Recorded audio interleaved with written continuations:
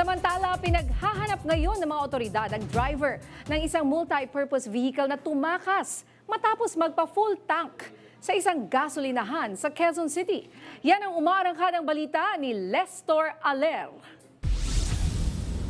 Patuloy ang pagtugis ng mga otoridad sa driver ng multi-purpose vehicle na tumakas at hindi nagbayad sa kinarga na petrolyo sa isang gasolinahan sa kahabaan ng southbound lane ng EDSA Balintawak sa Quezon City hating gabi nitong linggo, March 22. Sa nakuhang CCTV mula sa gasoline station, makikita dito ang isang puting MPV na magpapakarga ng gasolina.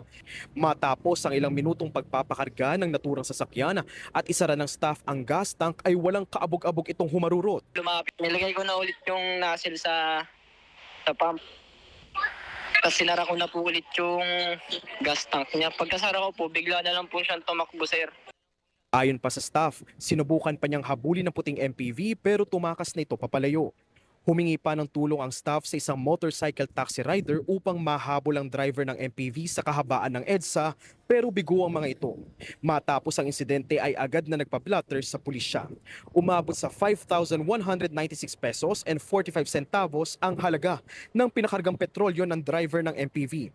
Ang masakit para sa attendant, ibabawas sa kanyang kita ang halaga ng pinakargang petrolyo ng MPV rider. Pinapirma po ako ng nakatunayan na ikakaltas po sa akin yung nangyari po. Malaking bagay na rin po eh. Malaking kawalan po sa akin yung 5,000 na yun eh. Bukod sa panggatas, ilalaan niya sana ang parte ng kanyang sahod sa binyag ng kanyang anak.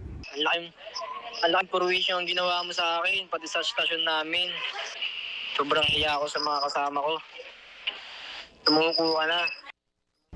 Sinubukan naman nakuhanan ng pahayag ang management ng naturang gasolinahan pero tumanggi pa silang magbigay sa ngayon. Ako si Lestor Aler ng PRTV News, nagseserbisyo para sa Pilipino.